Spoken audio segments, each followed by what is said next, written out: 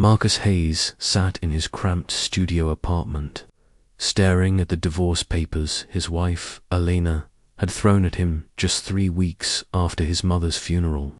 Her words still echoed in his mind. "I can't be poor forever, Marcus. I'm marrying someone who can actually provide." That someone was Derek Chen, his best friend since college, the man who had stood beside him at his mother's grave. While Marcus wept, unaware that the woman they just buried had left behind a $7.3 billion fortune he knew nothing about. Elena had no idea that the 2 poor husbands she'd abandoned were now worth more than Derek's entire family combined. But when the estate lawyer finally tracked Marcus down with documents proving his inheritance, what he chose to do with his multi-billionaire status would leave his ex-wife speechless and begging. But would Marcus choose revenge or something far more devastating? And what secret had his mother kept hidden about her wealth that made Marcus question everything he thought he knew about his humble upbringing? Marcus's fingers trembled as he set down the crystal tumbler, watching the amber liquid catch the afternoon light streaming through the floor-to-ceiling windows. He still couldn't believe belonged to him. For months had passed since Lawrence Whitmore, senior partner at Whitmore & Associates, had walked into his studio apartment with a leather portfolio that changed everything. The attorney's words still played in his mind like a scratched record. "Mr. Hayes, your mother, Catherine Hayes, was the primary shareholder of Hayes Consolidated Industries. You are the sole heir to approximately $7.3 billion. Marcus had laughed thinking it was some cruel joke. His mother had been a quiet woman who'd raised him alone in a 2-bedroom apartment in Queens, working double shifts as a bookkeeper for small businesses throughout his childhood. She'd worn the same winter coat for 15 years, clipped coupons religiously, and made him return library books a day early to avoid late fees. The idea that she'd been sitting on billions while they ate pasta 4 nights a week seemed absurd, but Whitmore had been patient, spreading documents across Marcus's scratch coffee table, corporate filings, stock certificates, property deeds, photographs of his mother at board meetings wearing designer suits Marcus had never seen. Catherine Hayes hadn't just been wealthy. She'd built an empire starting in her 20s, buying struggling companies and turning them into industry leaders. She'd hidden it all from Marcus, living modestly, teaching him the value of hard work and humility. "Why?" Marcus had asked, his voice breaking. Why would she hide this from me? Whitmore had handed him a letter, his mother's elegant handwriting covering cream-colored stationery. "My dearest Marcus, if you're reading this, I'm gone. And I'm sorry I couldn't tell you the truth face to face. I wanted you to build character, to understand struggle, to become a man who wouldn't be corrupted by wealth. Every scholarship you earned, every job you worked, every challenge you overcame, you did it on your own merit. The money was always going to be yours, but I needed you to be ready for it. I've watched you become exactly the kind of man who deserves this responsibility. Make me proud. With eternal love, Mum." Marcus had cried then, great heaving sobs that shook his entire body.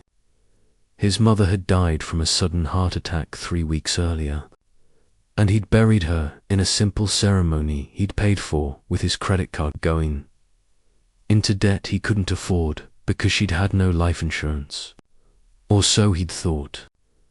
In reality, she'd been worth billions, and she'd let him struggle through the funeral arrangements, probably intending to reveal everything after. Except she'd died so suddenly there'd been no time. Now, Marcus stood in the penthouse his mother had owned, one of 17 properties worldwide he'd inherited, trying to reconcile. The woman who taught him to save aluminum, foil with a corporate titan who had negotiated billion-dollar acquisitions. The apartment was pristine but impersonal, like a five-star hotel. His mother had never lived here, just owned it as an investment. According to Whitmore, she'd maintained her modest Queen's apartment until her death, keeping her two lives completely separate. His phone buzzed. Derek's name flashed on the screen. Marcus declined the call the same way he had for the past 4 months. His former best friend had been relentless, leaving voicemails that evolved from confused to annoyed to worried. Alina had tried to, though less frequently. Her messages were brief and transactional questions about mail forwarding requests, picking up belongings she left behind. They had no idea. Nobody did. Whitmore had advised complete discretion until all the legal paperwork cleared, and Marcus had taken that advice to heart. He'd kept his job at the architectural firm, kept living in his studio apartment for the first 2 months while the inheritance was processed, kept existing in the world that had always known him as Marcus Hayes, the guy who couldn't afford to go out for drinks after work. The memory of Elena's face when she'd handed him the divorce papers burned like acid. They'd been married for 4 years, together for 7, and he loved her with the kind of desperate intensity that blinded him to warning signs. She'd started changing about a year ago, around the time Derek had made partner at his law firm. Suddenly, Marcus's job as a junior architect wasn't impressive enough.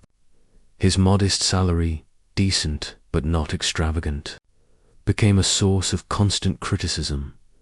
Derek's taking Rachel to Turks and Caicos for their anniversary.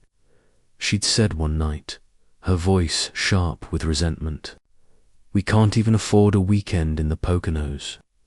Marcus had been saving for months to surprise her with a trip to Napa Valley, cutting back on lunches, walking to work instead of taking the subway. He'd wanted to wait until their anniversary, make it special. But that conversation had killed his enthusiasm. He'd cancelled the trip and spent the money on their rent. When he'd gotten laid off for 3 months the previous year, he hadn't known.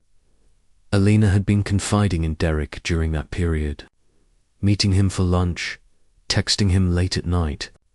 He hadn't suspected anything when Derek started coming around more often, offering to help with odd jobs, lending them money Marcus had carefully tracked to repay. He trusted them both completely. His mother's death had been sudden. One day she'd been fine, calling Marcus to remind him to get his car inspected. The next day, she'd collapsed at the grocery store, gone before the paramedics arrived. Marcus had been devastated, barely functional. Derek had been there immediately, helping with arrangements, sitting with Marcus in silence when words failed. Now Marcus had the power to change everything.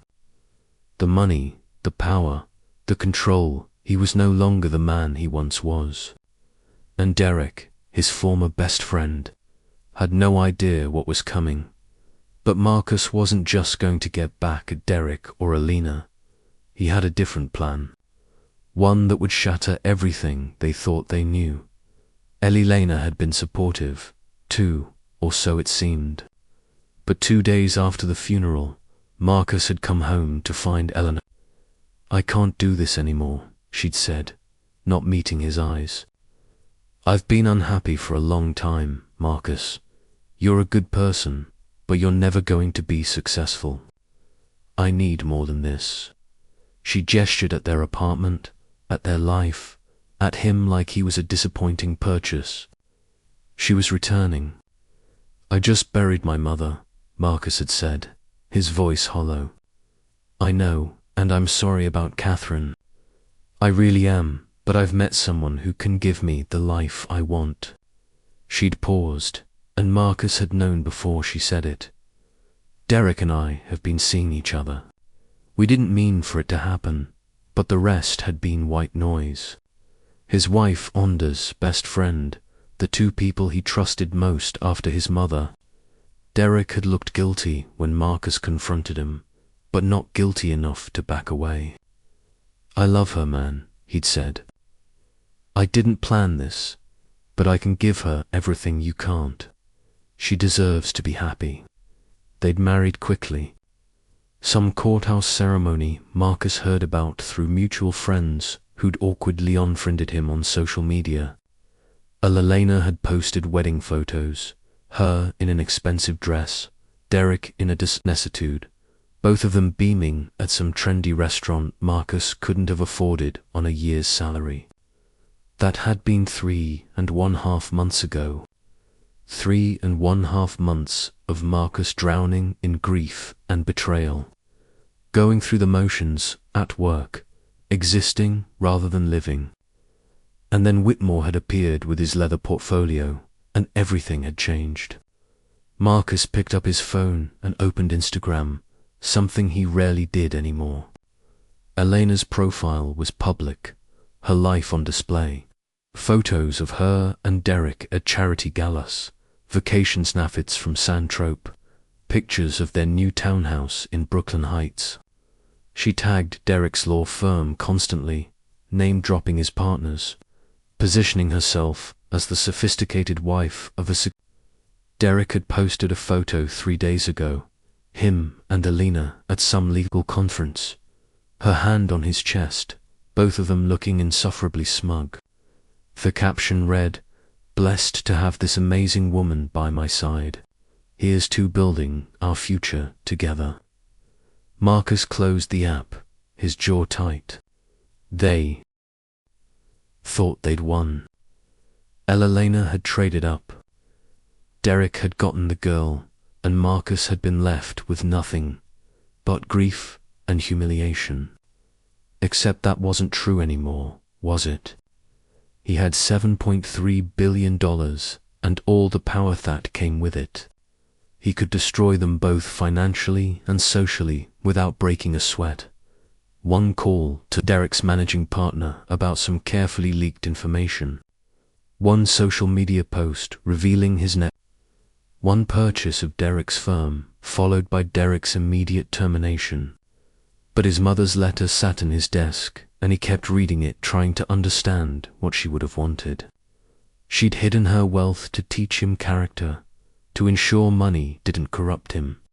Would she want him to use it for revenge? Or would she expect something better from the son she'd raised?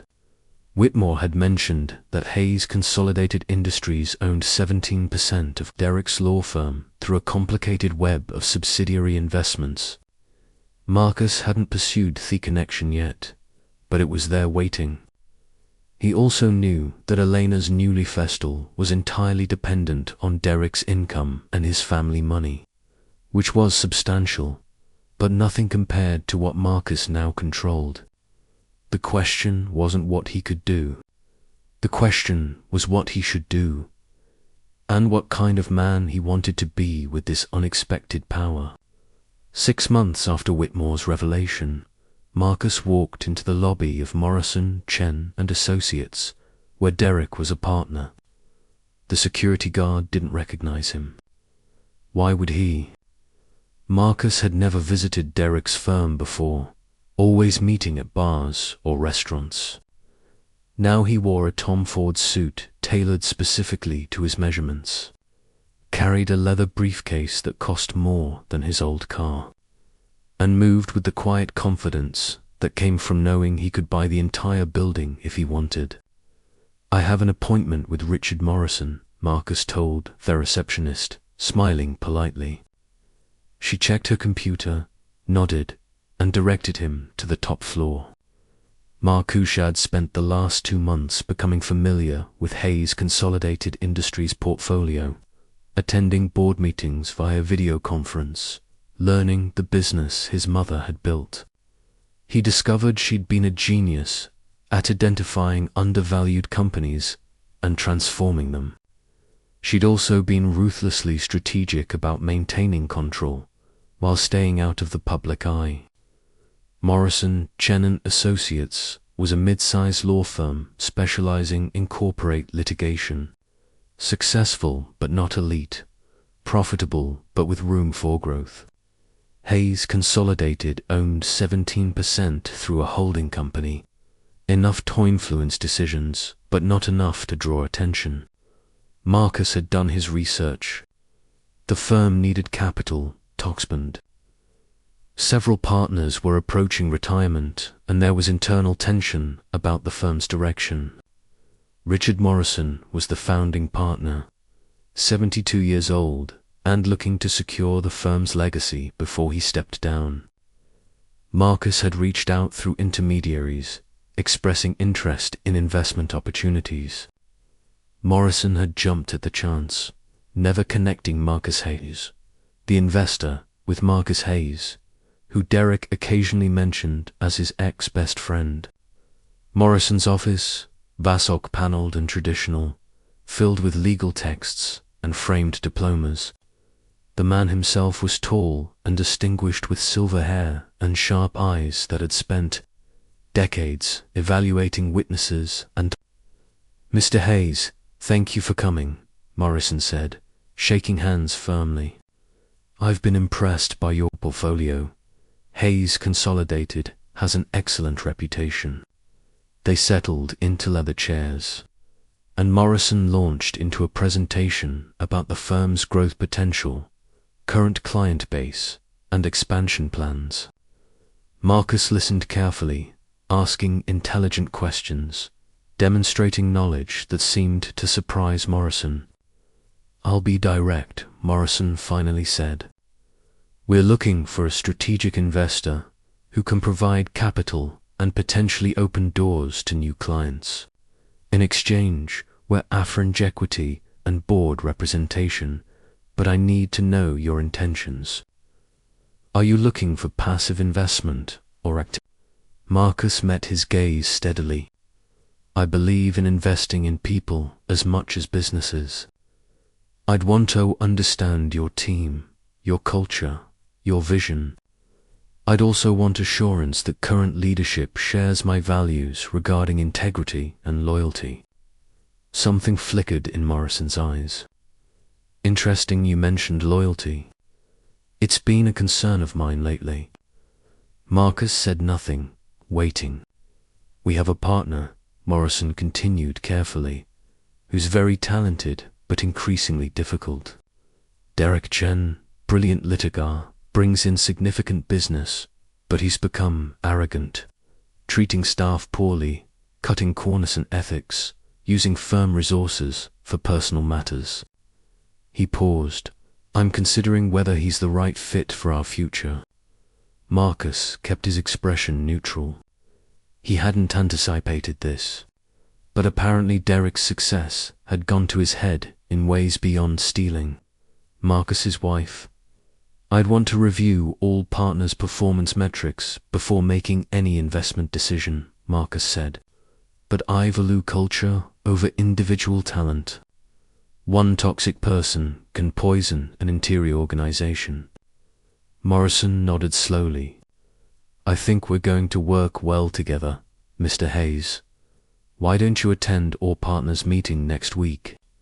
Get a feel for the dynamics before you commit." They shook hands again, and Marcus left, his mind racing. He hadn't planned on Derek's own behavior creating problems, but it opened into... Sometimes revenge wasn't necessary when people destroyed themselves. That evening, Marcus attended a charity gala for pediatric cancer research, the kind of event Alina had always begged to attend, but they could never afford tickets to.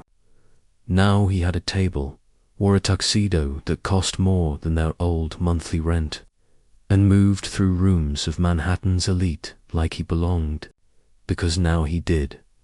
Marcus Hayes. A woman's voice stopped him near the bar. He turned to find Sarah Winters, Derek's boss's wife, looking at him with recognition. "I thought that was you. I haven't seen you since." "Oh," she faltered, remembering. "Since before the divorce. Since before the betrayal everyone in their social circle knew about." "Hello, Sarah," Marcus said warmly. "How are you?" "I'm well. You look wow. You look amazing. I heard Yok game into some family money. So, the rumors had started inevitable given his suit and visibility in these circles. My mother left me some assets, he said carefully. I'm still figuring out what to do with them.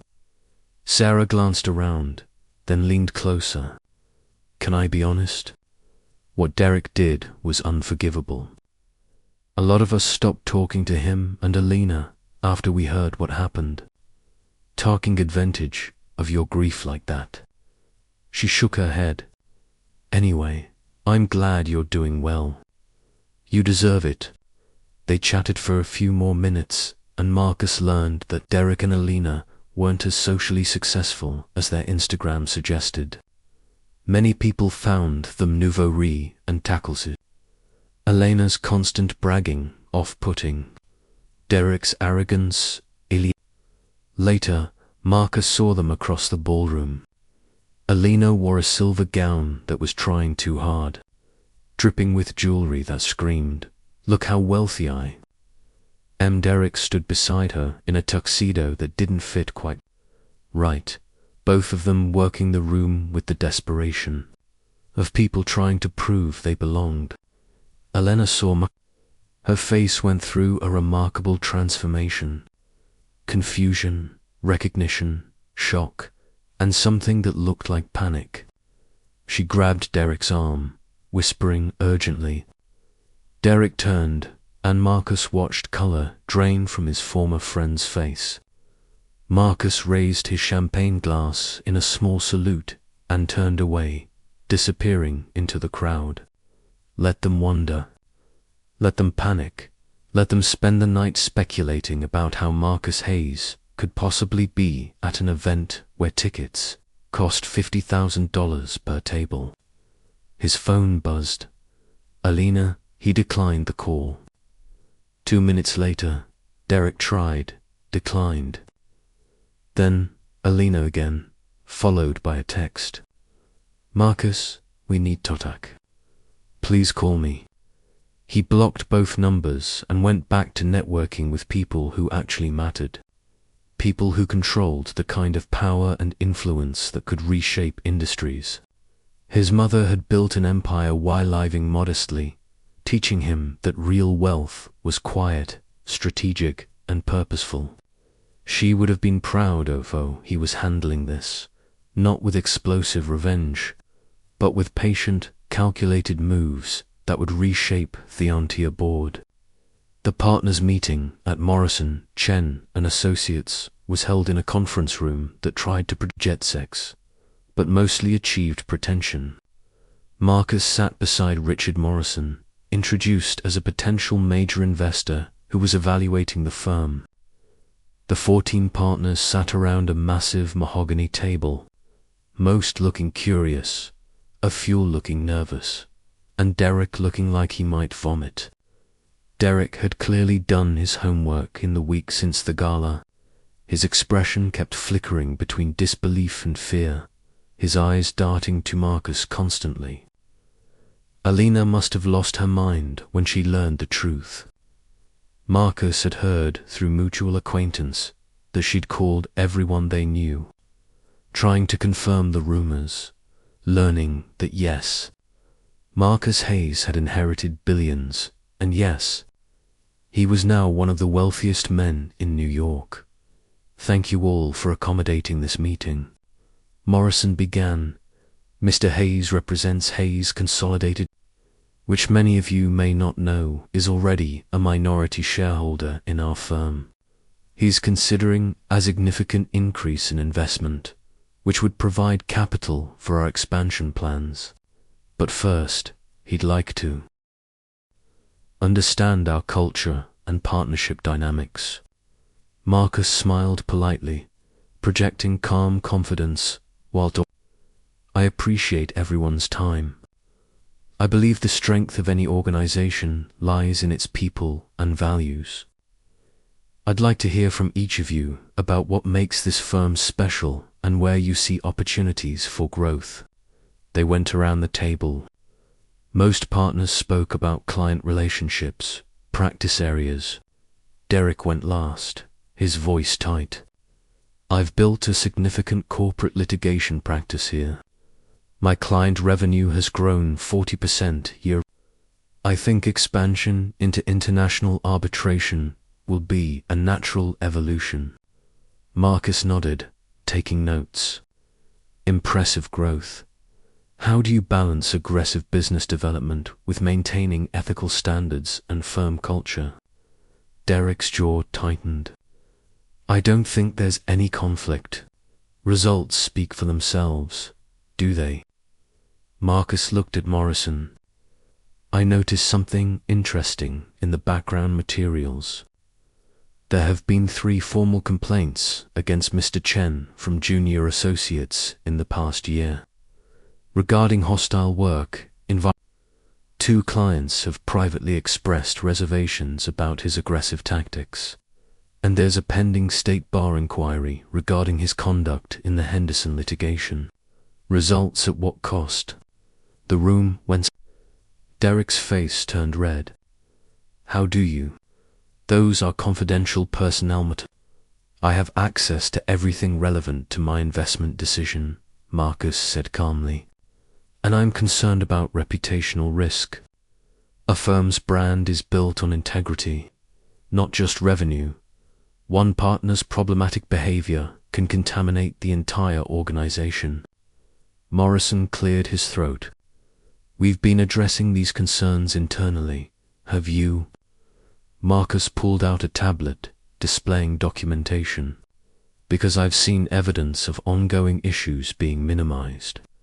Associates afraid to speak up, clients reassigned to protect Ravane, ethical concerns swept aside.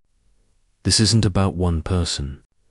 It's about systemic problems that suggest leadership hasn't taken the situation seriously enough. He let that sink in, then continued. I'm prepared to invest $150 million in this firm. In exchange, I want 40% equity and board control.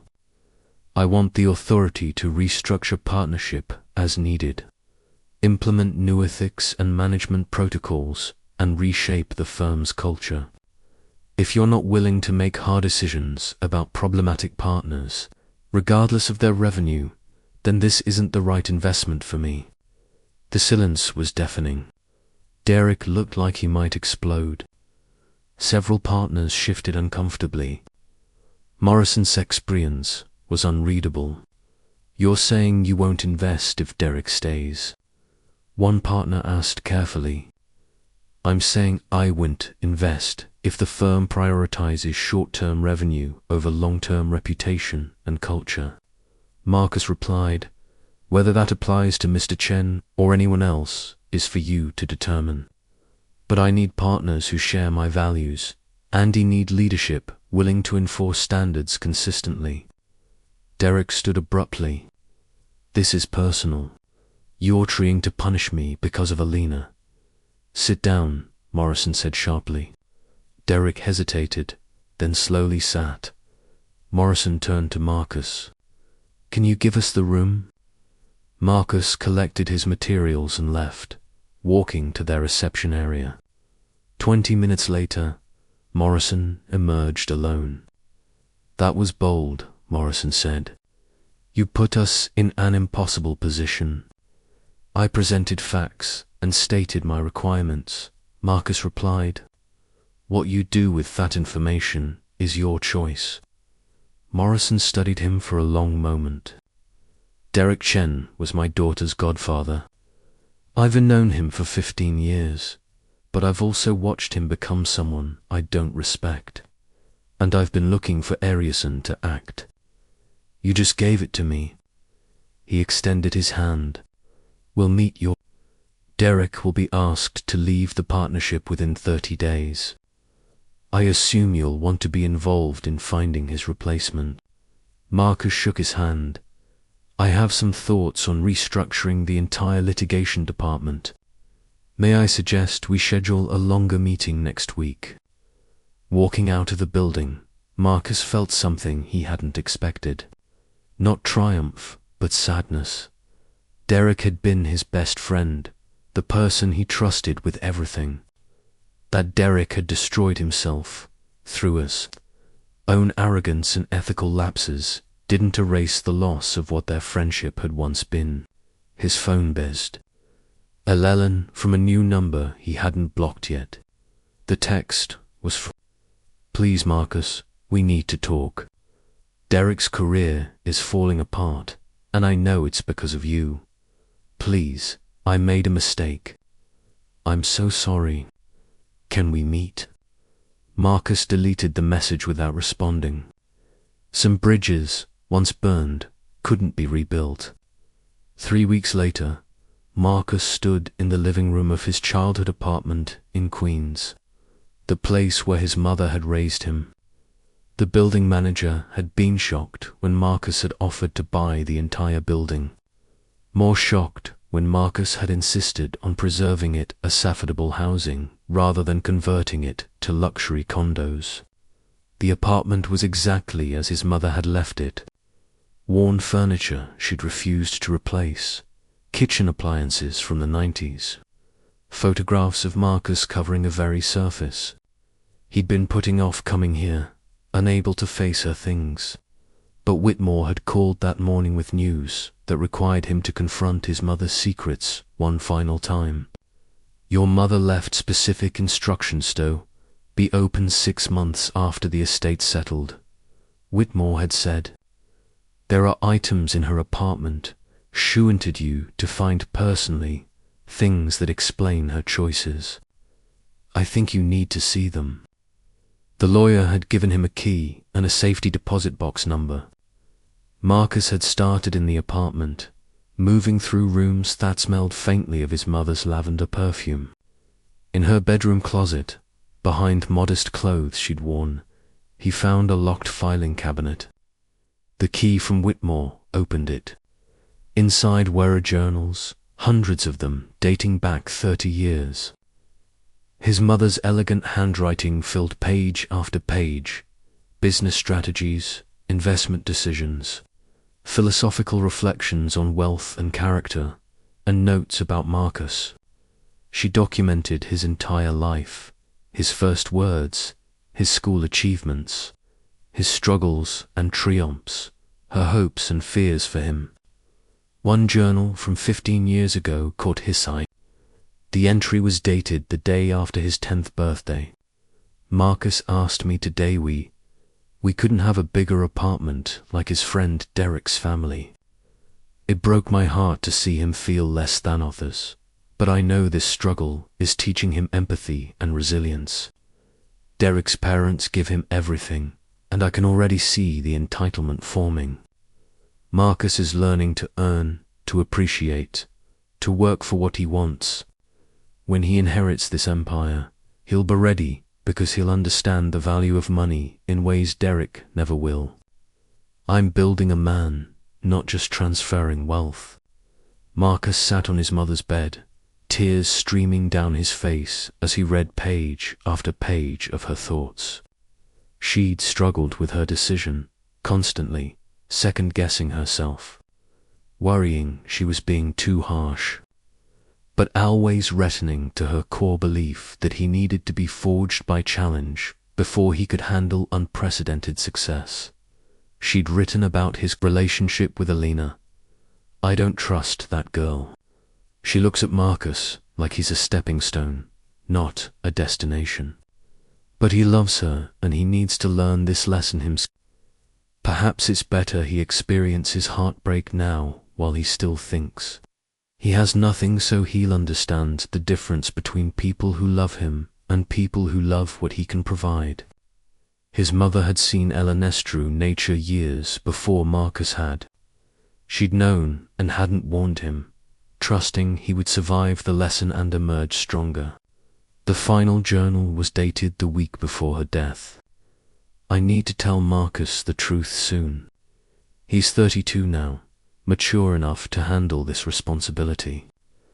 I've scheduled a dinner for next month where I'll explain everything, introduce him to the board, begin his transition into leadership. I've put this off too long, wanting to give him more time to develop. But I'm getting older and the company needs continuity. I'm so proud of the man he's become. Honest, hard-working, compassionate, exactly the kind of person who deserves this legacy. He's going to be angry at first. Angry I hid this from him. Angry I let him struggle, but eventually he'll understand. I hope. She'd never gotten the chance to have that dinner, to explain her choices, to see his reaction. She'd died thinking she had more time, leaving Marcus to piece together her intentions from journals and documents. At the bank, the safety deposit box contained more surprises. Stock certificates, and Marcus' name dating back to his birth. Trust she'd established for his future children. A video recording labeled for Marcus to watch when he's ready. Marcus took everything back to his penthouse and spent the evening reading, crying and understanding his mother in ways her never had when she was alive. She'd been brilliant, strategic, and ultimately motivated by love so profound. She'd sacrificed his immediate happiness for his long-term character development. At midnight, he finally watched the video.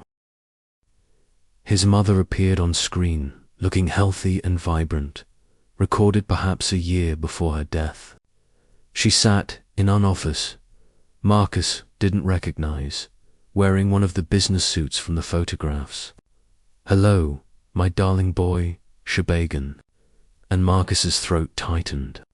"If you're watching this, I'm gone, and you know the truth. I imagine you're angry, confused, and probably feeling betrayed. Let me explain. I built Has Consolidate from nothing, starting with a small inheritance from my parents and growing it through careful investments and hard work. By the time you were born, I was already worth several $100 million. I could have raised Wayne mansions with every privilege, but I watched what wealth did to other families. The entitlement, the laziness, the emptiness of children who never had to work for anything. I decided to conduct an experiment, I wanted to raise you without wealth, corruption, to let you develop character through genuine struggle. Every hard moment you faced, every disappointment, every time you worked multiple jobs or worried about money. You were learning lessons that would make you worthy of this responsibility. I know I hurt you by hiding the truth. I know there were times you felt less than your peers, times you struggled unnecessarily. But look at who you've become. A man with integrity, work ethic, and empathy. A man who understands what most wealthy people never learn. The real value of money and the importance of character. The company is yours now, all of it. I've set up the board to support your transition, hired advisors to help you navigate this world, created structures to protect you from parasites and opportunists. But ultimately, how you use this wealth is your choice. I hope you use it wisely, Marcus. I hope you remember the lessons of your upbringing. I hope you build something even greater than what I, not just in monetary terms, but in positive impact on the world. And I hope you can forgive me for the deception. Everything I did because I loved you more than life itself. You are my greatest achievement, not the company, not the money. You be the man I raised you to be, my darling boy. Make choices that honor both who you were and who you're becoming. And know that wherever I am so incredibly proud of you. I love you forever, Mum. The video ended. Marcus sat in darkness, processing everything. His mother had been playing a decadal-long game, sacrificing their relationship's honesty for his character development. He could be angry about that, or he could honor her intentions proving she'd been right. His phone buzzed. Alina again, the 15th message of the day. He finally read one. Derek's being forced out of his firm, and no one will hire him. His family's cutting him off because of the scandal. We're losing the townhouse. I know I hurt you, and I was wrong. I was so wrong. Please, if you ever cared about me, help us." Marcus stared at the message. He had the power to help them or destroy them completely. His mother's words echoed. "Make choices that honor who you are." Who was he? The struggling junior architect swad loved Alina, despite her flaws. The billionaire who'd been betrayed. The son trying to live up to his mother's vision. All of the above. He picked up his phone and began typing. The coffee shop was neutral territory, a small place in Park Slope where Marcus had never been. He arrived early, ordering black coffee and sitting at a corner table. Alina walked in 15 minutes later and Marcus barely recognized her. She'd lost weight. Her designer clothes hung wrong and her carefully maintained appearance showed cracks. She looked tired, desperate, and afraid. "Thank you for meeting me," she said quietly, sliding into the seat across from him. Marcus said nothing, just watched her struggle to find words. "I know ye have no reason to help me," she finally began. "I know what I did was unforgivable. I left you when you were grieving. I cheated with your best friend. I threw away our marriage for money and status." Tears welled in her eyes. "I was shallow and cruel, and I destroyed something real for something fake. Why are you telling me this?" Marcus asked, his voice neutral. "Because it's true. Because I need you to know. You understand what I did. Derek and I, we thought we were so smart, trading up, building this glamorous life, but it was all superficial. The people we thought were friends were just social climbers. The lifestyle we couldn't afford was built on his family's money and his career, both of which are gone now." She wept her eyes. His parents disowned him after the ethics scandal broke. His firm forced him out. No other firm will touch him because word got around. We're drowning in debt from trying to maintain appearances we couldn't afford. And you want me to fix it? She stopped, then shook her head. "No, I don't have the right to ask you for anything. I came back as I needed to apologize, to tell you that you deserve better, and to admit that I realized too late what I'd given up. You were always good to me, Marcus. You loved me, honestly, and I threw it away because I was too stupid to appreciate it." Marcus sipped his coffee, studying her. She seemed genuine, but he'd believed her before and been wrong. "Derek left me," Elena continued softly. 3 days ago. He blamed me for everything. Said I'd pushed him to compete with you. Said our lifestyle demands drove him to cut corners at work. Said I'd ruined his life. Then he picked up and moved in with his cousin in Jersey. I'm alone in that townhouse we can't afford, surrounded by furniture bought on credit, facing bankruptcy and public humiliation. She met Mark Aziz. "I'm not here for money. I'm here because I owed you a real apology, and then needed to tell you that I'm sorry. Not sorry I got caught, or sorry things didn't work out. Sorry I hurt you when you were vulnerable. Sorry I betrayed someone who only ever loved me. Sorry I was too blind to see what actually..." The silence stretched between them. Marcus thought about his mother's journals, her belief in the formative opera of struggle, her conviction that character was built through hardship. "Do you know why I agreed to meet you?" Marcus finally asked. Alina shook her head. "Because my mother taught me that people are more than their worst moments. She taught me that everyone deserves a chance to learn and grow from their mistakes. She also taught me that real wealth isn't about money. It's about character, integrity, and how we treat people when we have power over them. He pulled an envelope from his jacket. I'm not giving you money. I'm giving you an opportunity. This is a job offer with one of Hayes' consolidated subsidiary companies. Entry-level position, modest salary, nothing glamorous. It's in business operations. You'll work hard, learn the industry from the ground up, have to prove yourself without any special treatment.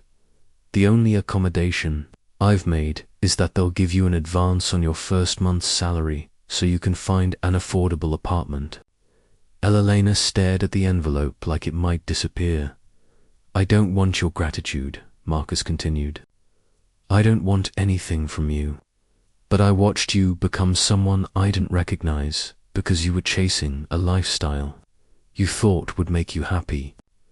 Maybe if you build something real through actual work, you'll figure out who you actually are beneath the designer labels and social climbing. Why would you help me after everything I did? I'm not helping you. I'm honoring my mother's values. She believed in the transformative power of honest work and genuine struggle.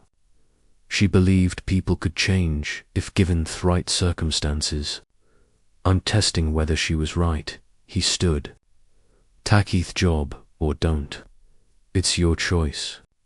But if you take it, understand that there's no special treatment, no reconciliation bonus, no fairy tale ending. Just work and the chance to become Sumiano can respect. He left her sitting there, walking out into the autumn afternoon. He didn't know if she'd take the job, didn't know if she'd learn anything from the experience, but he'd given her the same kind of opportunity his mother had given him, the chance to develop character through challenge. Over the next 6 months, Marcus rebuilt Morrison, Chen and Associates into a firm known for both excellence and ethics.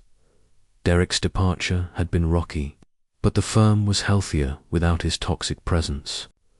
Marcus had used his position to promote talented junior attorneys, implement better workplace policies, and attract clients who valued integrity as much as results. Elena took the job. Marcus heard updates through HR reports. She struggled at first, made mistakes, but gradually found her footing. She worked hard, kept her head down, stopped posting on social media.